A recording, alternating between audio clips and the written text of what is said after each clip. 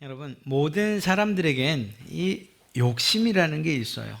또 좀 더 강하게 말하면 욕망이 있고요.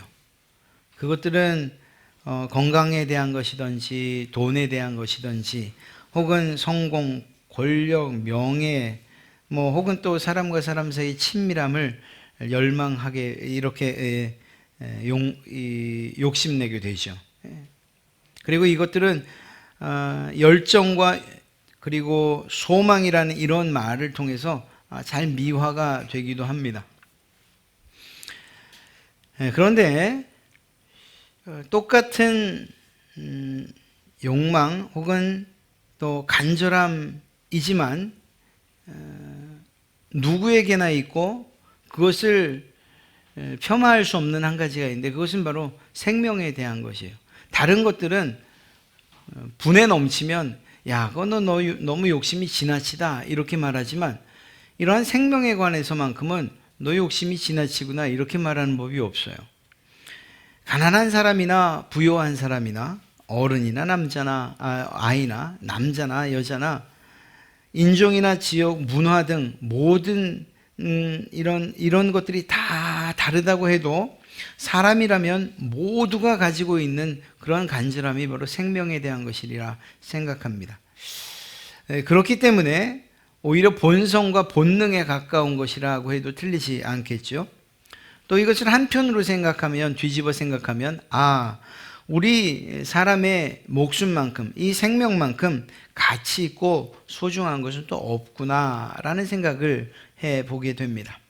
그런데 오늘 본문을 읽다 보니 이 주인공인 엘리야는 이러한 인간 본성을 거스르는 그러한 소원을 하나님께 기도드리고 있는 듯 싶습니다. 함께 읽지는 않았는데 4절 말씀을 보면 이렇게 이야기하죠. 자신은 광야로 들어가 하룻길쯤 가서 한 로뎀나무 아래에 앉아서 자기가 죽기를 원하여 이르되 여호와여 넉넉하오니 지금 내 생명을 거두시옵소서. 주님, 이젠 더 바랄 것 없습니다.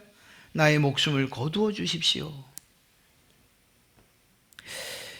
하나님의 위대한 선지자였던 이 엘리야가 이런 기도를 드리고 있는 이유가 과연 무엇일까?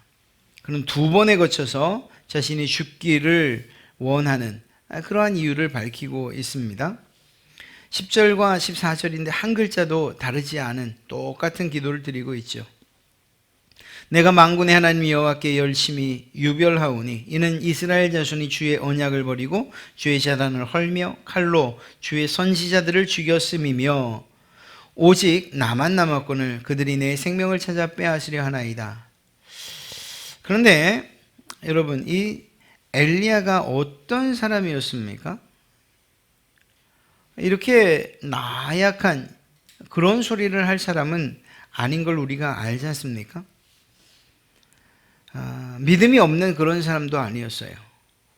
오히려 힘있고 능력 있는 그리고 담대히 하나님의 말씀을 전했던 그러한 선지자였습니다. 우리가 읽은 이 19장이 있기 이전에 어떤 일들이 벌어졌는지 여러분들도 아시지 않습니까? 18장에는 정말 깜짝 놀랄 만한 그러한 사건이 기록되어 있어요. 엘리야가 살던 이스라엘 왕국은 아합 왕과 왕비 이세벨이 다스리고 있었는데 그들은 하나님을 섬기는 사람들이 아니었습니다. 오히려 하나님의 선지자들을 칼로 죽였고 그리고 하나님을 예배하던 제단들은 그들이 무너뜨렸어요. 그들의 주변에는 바알과 아세라를 섬기는 그러한 사제들만 정말 넘쳐났지요. 이렇게 하나님을 떠났던 이스라엘을 하나님께서 심판하시는데 그것이 무엇이었습니까? 3년 6개월 동안 비가 내리지 않는 것이었습니다. 이렇게 되면, 이쯤 되면 아방 그리고 이세벨 그들은 하나님 앞에 무릎을 꿇고 용서를 구하며 회개를 해야 마땅한데 오히려 이 가문과 기근이 엘리야의 탓이라고 이야기하면서 엘리야를 잡아 죽이려고 했습니다.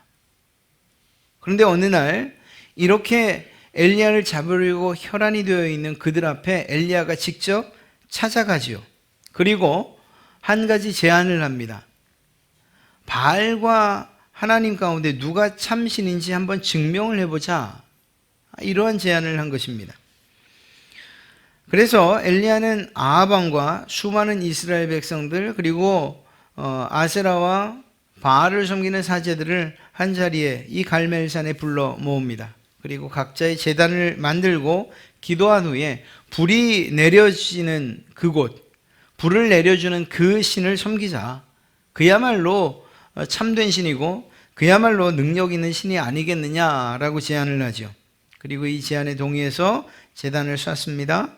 그리고 바알의 선지자들이 먼저 외쳐 기도하죠. 바알이여 우리에게 응답하소서 응답하소서. 아무런 일도 일어나지 않아요. 그들은 좀 더 격렬하게 기도하기 시작합니다. 자신의 몸을 베어서 피를 터뜨리고 그리고 그런 상태에서 외쳐야 됩니다.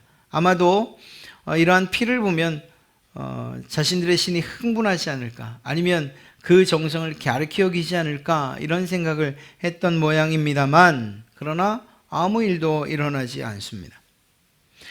그 후에 그들의 모든 기도를 마친 이후에 엘리야는 자신의 제단을 쌓습니다. 그리고 나무를 쌓고 그리고 제물을 얹습니다.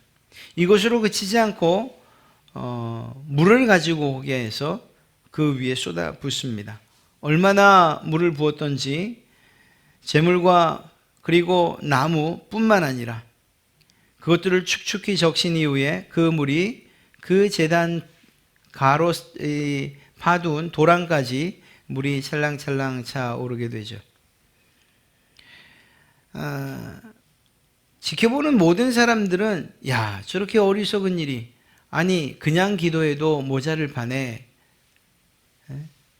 저렇게 적셔놓고서 어떻게 저것이 타기를 바란단 말인가 라는 그러한 마음으로 보았을지 모르지만 엘리야는 놀라운 믿음의 사람이었죠. 여호와여 내게 응답하소서, 내게 응답하옵소서.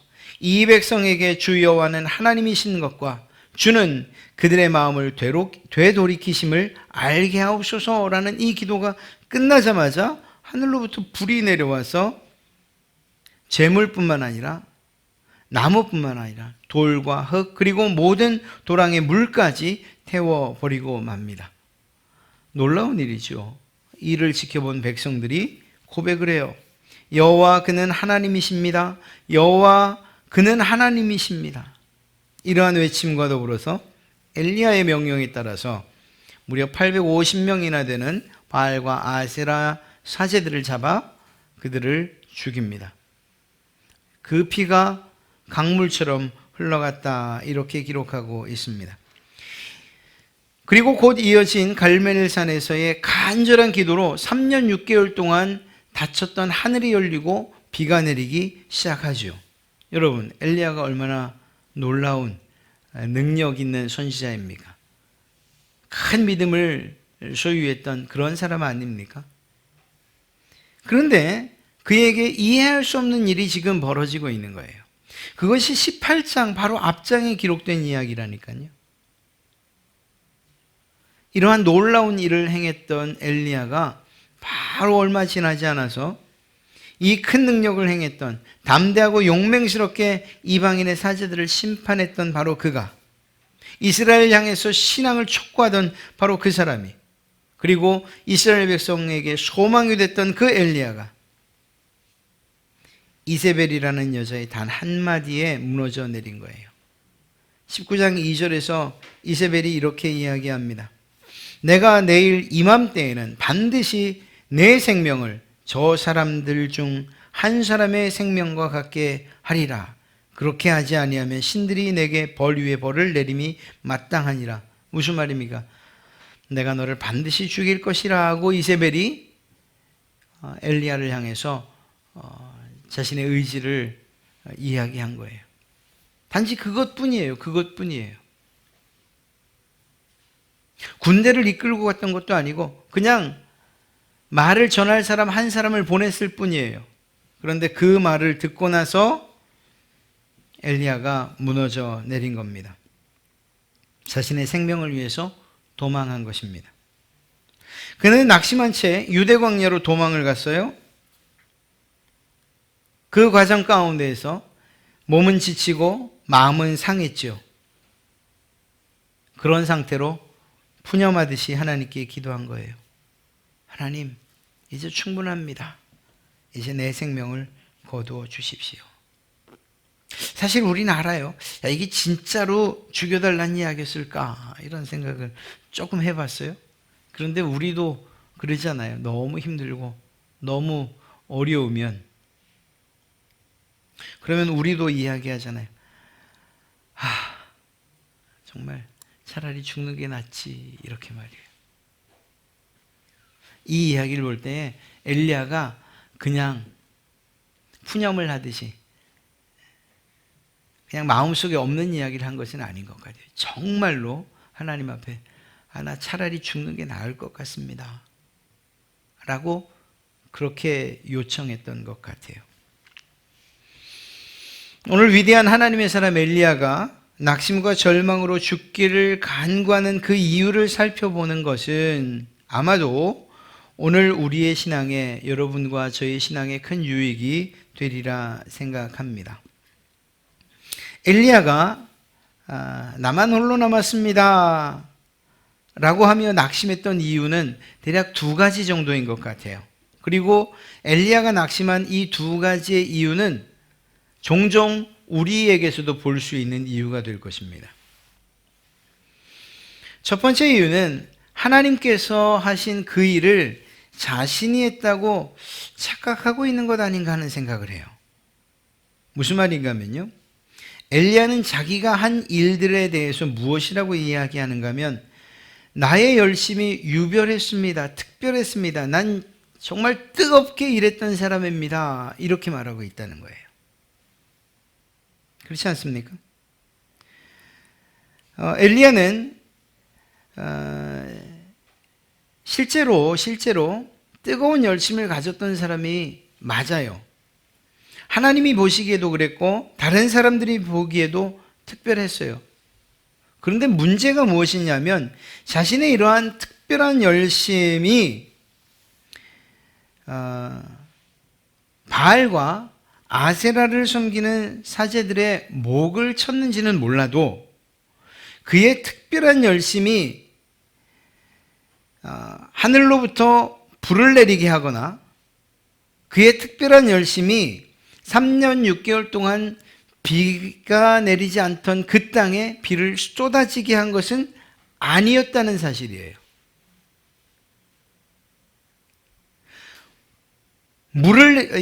불을 내리고 물을 퍼부은 것은 하나님이셨어요. 그저 엘리야는 하나님의 능력과 위엄을 전달하는 자였을 뿐이라는 사실입니다. 이 사실을 망각한 거예요. 자신의 특별함이 하늘로부터 불을 내리게 했다고 생각했거나 혹은 자신의 특별함이 이 가뭄을 해결했다고 생각한 것은 아니었겠는가. 또 한 가지요. 이 유별하다는 말에는 다른 사람들과 비교해서 나는 열심인데 다른 사람들은 아무것도 하고 있지 않습니다 라고 말하는 이러한 교만스러움이 담겨 있다는 사실을 알 수가 있습니다. 나만 여호와를 위하여 열심히 그리고 특별히 열심냈던 것이다. 나는 그렇게 일했다라고 생각하는 이것이야말로 큰 문제가 아닐 수 없습니다. 나만 의뢰했고 나만 특별하게 하나님의 일을 했고 그래서 그 일로 인해서 희생을 당하고 있다고 생각하는 이러한 때에 그는 고독해집니다. 교만과 독선은 고독과 외로움으로 가는 길이라고 해도 틀리지 않을 것입니다. 세상에서도 그렇잖아요. 세상에서도 무엇인가 내가 특별하다고 생각할 때에 다른 사람들은 그렇게 보지 않는데 그렇게 생각할 때에 그는 점점 외로워지기 시작합니다. 세상에서도 물론이거니와 교회 안에서도 이러한 일은 그대로 적용이 됩니다. 혹시 왜 나만 일하고 있지? 우리 교회는 이렇게 사람이 없나?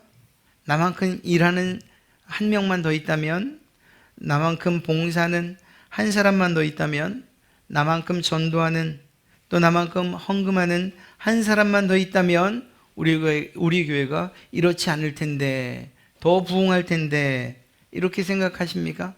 그러면 여러분, 우리 교회 부흥하지 않아도 되니까 그런 생각이랑 하지 마십시오. 신기하게도 이런 생각을 하는 동시에 그에게 또 우리에게 외로움이 찾아온다는 거예요. 고독과 낙심이 찾아온다니까요. 나만 일하는 것 같은 억울함이 생기기 시작합니다. 사랑하는 성도 여러분, 이러한 사실을 깨달아야 돼요. 그리고 더 나아가서 겸손함을 회복하고 하나님께서 우리를 사용해 주신다는 이 사실에 대해서 감사하면서 우리의 신앙의 감격을 회복해 가야 될 줄로 믿습니다. 하나님의 교회에, 이 교회 공동체에 나 한 사람만 일하게 두지 않으셔요. 어떤 사람은 보이는 일을 하고 있는지 몰라도 어떤 사람은 보이지 않는 곳에서 기도를 하고 있고, 어떤 사람은 드러나게 큰 소리를 내고 있는지 몰라도 어떤 사람은 정말 보이지 않는 곳에서 섬기는 일들을 열심히 하고 있을 수 있어요. 아니, 그래요. 교회는 그래요. 그러니까 단지 나 한 사람만 일하고 있다고 생각할 것도 아니고, 그것 때문에 낙심하거나 스스로 고독감에 휩싸일 이유는 없다는 사실입니다. 홀로 남았다고 생각했던, 그래서 낙심했던 두 번째 이유는 실제적인 이유인데 두려움 때문이었어요. 우리는 잘 이해할 수 없다고 말하지만 그에게는 이 두려움이 큰 몫을 차지하고 있었습니다. 이스라엘 자손이 주의 언약을 버리고 주의 제단을 헐며 칼로 주의 선지자들을 죽였음이오며 오직 나만 남았거늘, 나 혼자만 남았다고 생각할 때의 그 두려운 말입니다. 이세벨이 혼자 남은 나를 죽이려고 한다고 생각했을 때 느끼던 바로 그 두려움, 그것 때문에 절망할 수밖에 없었던 것입니다. 그는 하나님을 향해서 두 번이나 반복해서 말해요. 오직 나만 남았습니다. 오직 나만, 나 혼자뿐입니다. 주님, 다 죽고 나 혼자뿐입니다. 나도 곧 이제 죽을 겁니다. 이제 저 혼자서 뭘 하겠습니까? 나를 알아줄 사람도 나를 이해할 사람도 없습니다. 더구나 이제 곧 저들의 손에 나는 죽게 될 것이니 차라리 하나님께서 저를 죽여주십시오. 이렇게 말하고 있는 거죠. 이것이 실제적인 엘리야의 마음이었습니다. 차라리 죽으면 쉴 수 있을 것이라고 생각했는지도 모르겠습니다. 그만큼 영육간에 지쳐 있었던 것이죠. 혹시 여러분에게도 이러한 경험 없으십니까? 아마도 있지 않을까 싶습니다.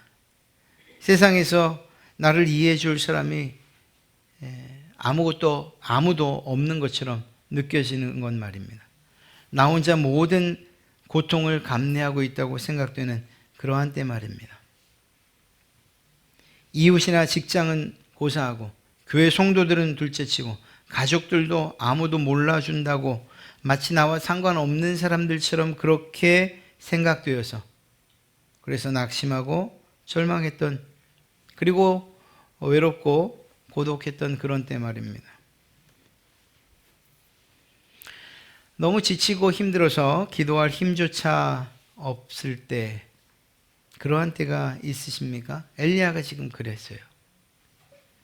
여호와여, 넉넉합니다. 이제 충분합니다. 살 만큼 살았습니다. 내 생명을 거두어 주십시오. 이게 사실은 엘리야만의 고백이 아니라는 거예요. 구약의 극적인 장면, 홍해 가르는 일이 생각나지요? 또 실제로 유대인들이 가장 존경하는 그러한 이가 바로 모세인데, 그에게서도 이러한 상황을 보게 됩니다. 민수기 11장 14절부터 15절 말씀을 보면 책임이 심히 중하여 나 혼자는 이 모든 백성을 감당할 수 없나이다. 주께서 내게 이같이 행하실 때 구하옵나니 내게 은혜를 베푸사 즉시 나를 죽여 내가 고난당함을 내가 보지 않게 하옵소서. 쉽게 말하면 나 이거 일 너무 힘듭니다. 나 혼자밖에 없는 것 같습니다. 날 죽여주십시오. 차라리 내가 죽는 게 낫겠습니다. 모세도 이런 말을 하네요. 엘리야도 이런 말을 하네요. 우리가 설령 이런 마음이 있었다고 해도 그것은 하나도 이상할 일이 아니라는 것입니다. 이러한 위대하다고 말하는 사람들도, 하나님께서 사용하던 그 사람들도 극한 고독감과 외로움에 사로잡히면 무기력해지고, 그리고 믿음 없는 이러한 말들을 하게 된다는 거예요. 여러분, 그러나 이들의 말이 사실입니까? 사실 아니잖아요. 이들이 지금 기도하고 있는 그때에, 이렇게 죽여달라고 간구하고 있는 그때에 그들은 누구를 향해서 이 기도를 하고 있는 거죠? 자신들의 기도를 듣고 있는 그 하나님께 하는 거잖아요. 하나님이 그들과 함께 계셨다는 이야기죠. 시편 37편 24절 말씀을 보면 그는 넘어지나 아주 엎드러지지 아니함은 여호와께서 그의 손으로 붙드심이로다. 아멘. 누구보다도 여러분들을 잘 알고 계시는 그 주님께서, 그 하나님께서, 능력 있으신 그분께서 여러분을 강한 손으로 붙잡고 계신다는 거예요. 우리가 이렇게 마치 절규하듯이 우리의 삶에 대해서 한탄스러워하고 때로는 우리의 감정을 쏟아놓을 그때에도 여전히 하나님께서 강한 손으로 우리를 붙잡고 계시다는 것입니다. 다시 말씀드리지만 모세와 엘리야가 이러한 푸념 섞인 듯한 기도를 할 때에도 하나님은 그들 곁에서 그들의 기도를 듣고 계셨다는 것입니다. 오늘날도 이 사실은 변함이 없어요. 우리의 삶의 가장 절망적인 그 순간에도 주님은 함께 계시다는 것입니다. 시편 기자가 이야기했던 것처럼 사망의 음침한 골짜기를 우리가 걷는 일이 있다 할지라도 그곳에서 주님께서 우리의 지팡이와 막대기가 되어주시겠다고 약속해 주셨다는 것입니다.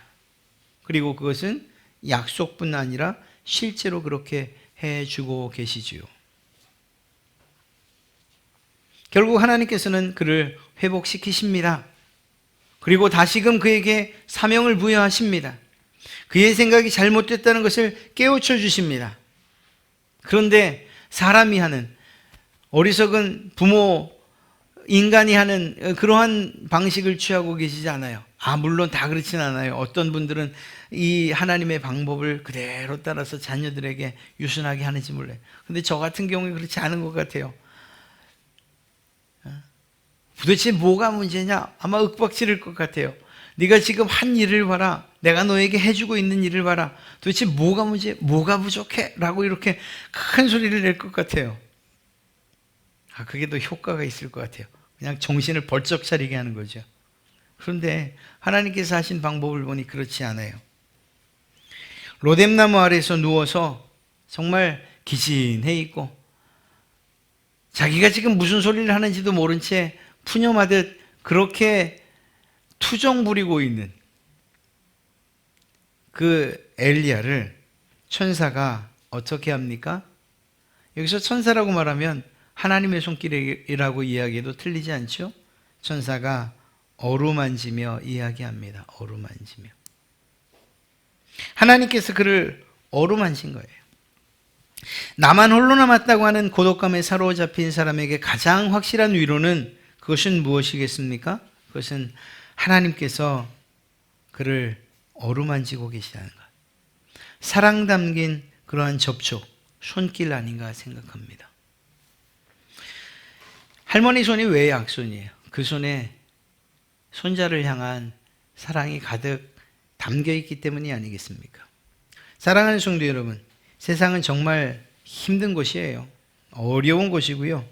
고독하다고 외롭다고 이야기할 수밖에 없는 곳이에요. 그럼에도 불구하고 우리가 그곳에서 살아갈 수 있는 넉넉한 힘을 얻는 이유는 하나님께서 우리를 어루만져 주시고 감싸 안아 주시기 때문인 줄로 믿습니다. 제가 바라기는 목사로서 교회에서 우리 성도들이 서로 간에 이러한, 사실 이 참 시국이라서 어려운 이야기는 알아요. 서로 손을 잡고 안부도 묻고 하십시오라고 말하고 싶은데 곧 그런 날이 오길 바랍니다. 사실 저희 성도들은 다 잘하고 있죠. 때로는 위로하는 마음으로 안아드리기도 하고 손을 붙잡고 안부를 묻기도 하고,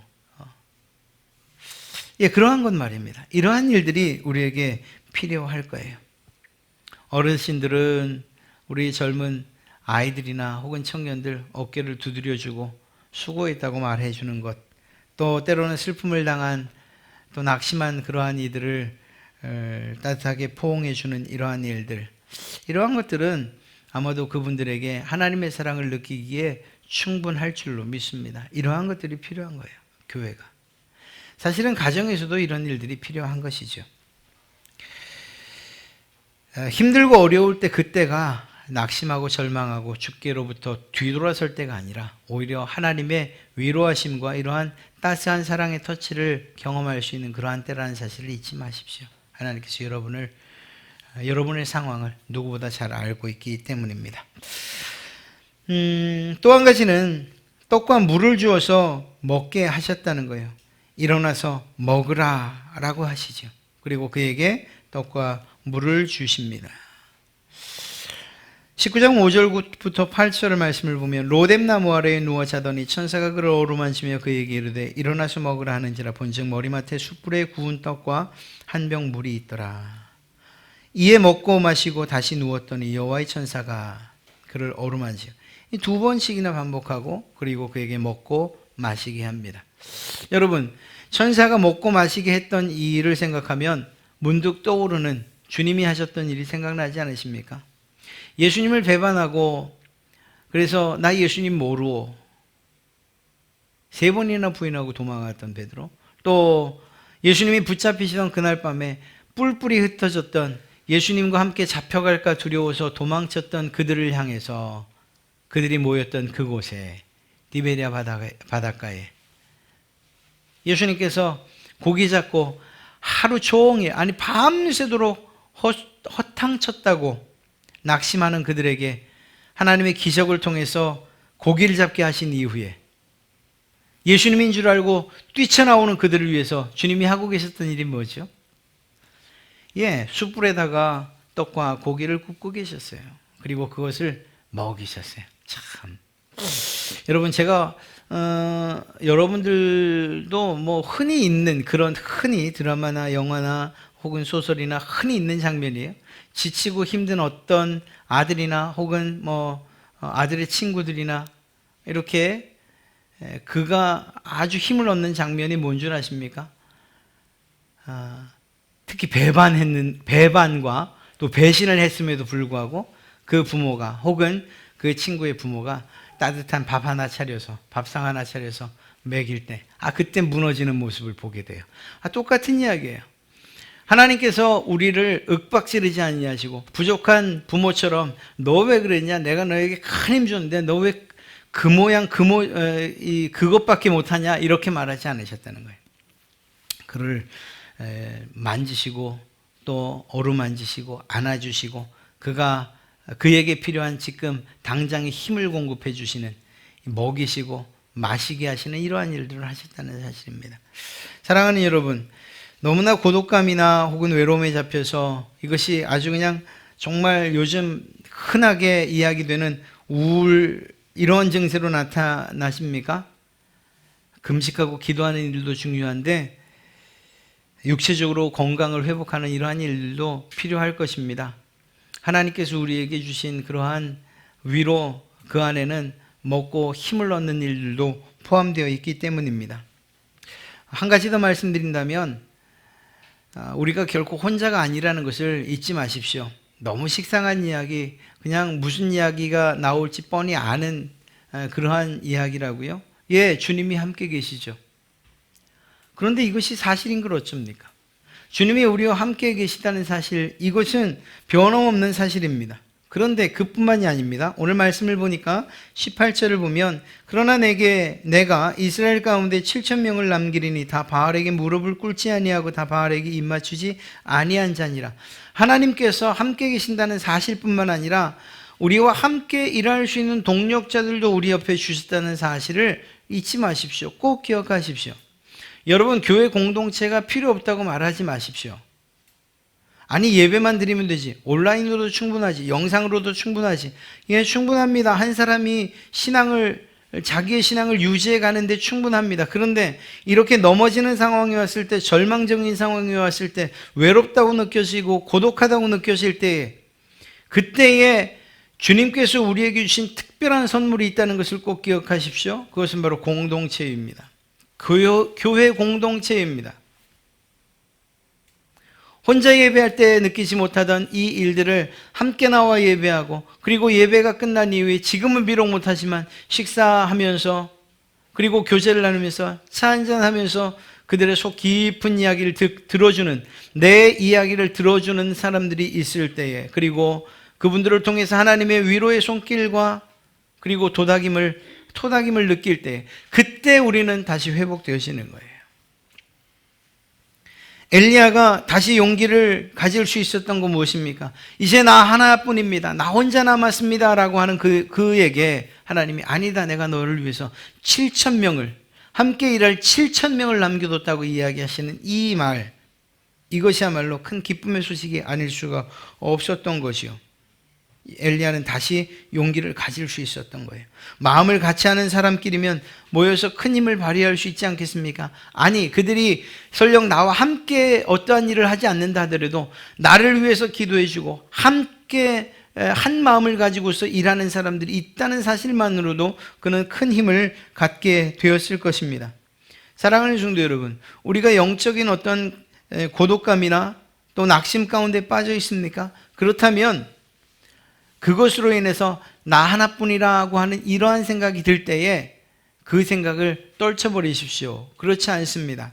하나님께서는 여러분들 한 사람만이 아니라 여러분 주위에 가정으로 인해서 가족을 두셨고, 교회로 인해서 같이 고민하고 같이 기도할 성도들을 주셨고, 그리고 직장에서 또 이웃에 여러분들을 도울, 설령 그들이 믿지 않는 자라 할지라도 그러한 자들을 심어두셨다는 사실입니다.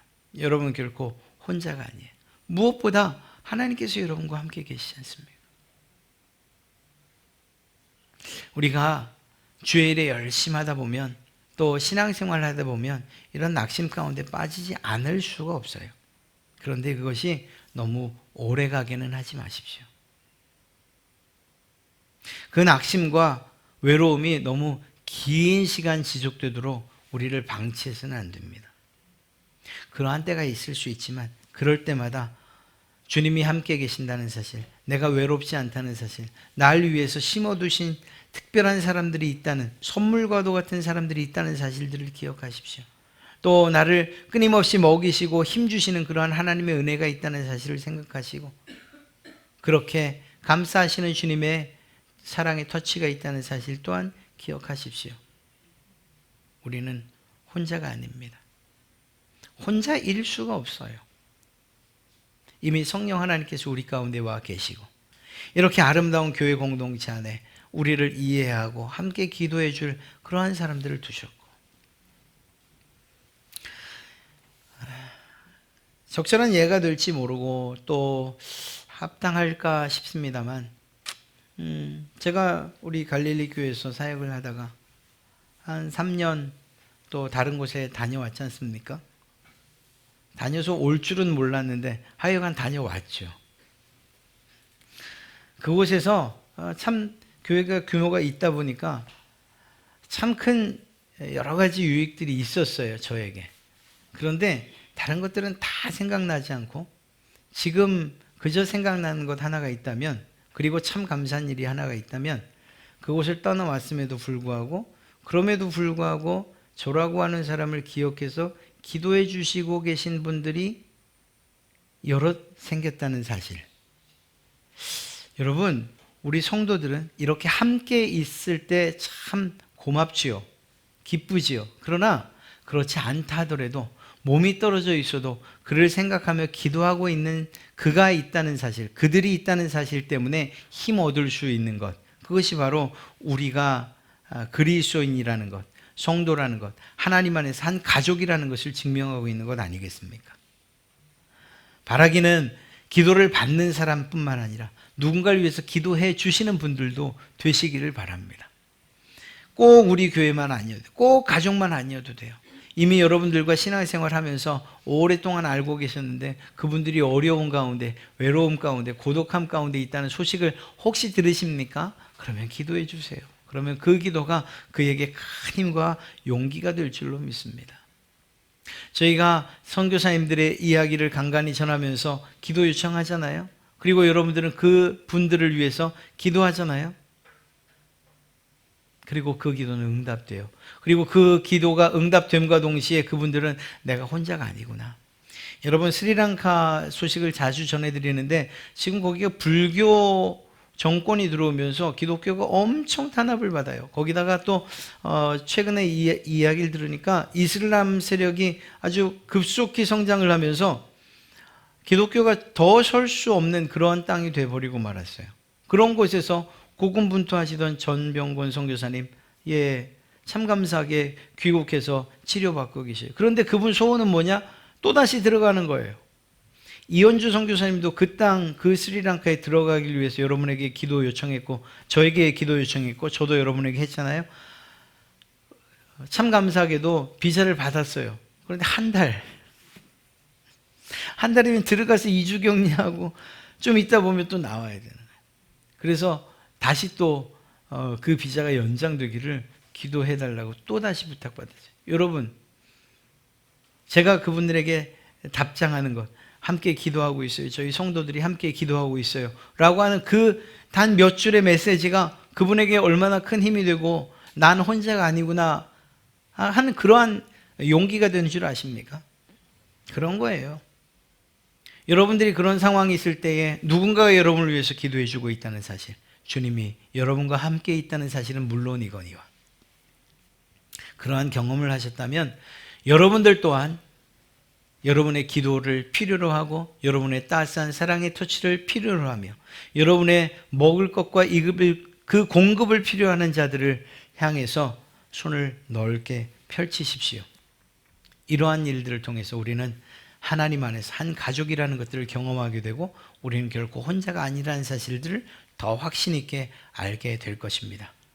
이러한 그리스도 안에서 하나님 안에서 아름다운 공동체로서의 우리 교회가 되기를 간절히 바라고 또한 여러분들과 함께 가족이 된 것에 대해서 감사하며 여러분들을 축복합니다.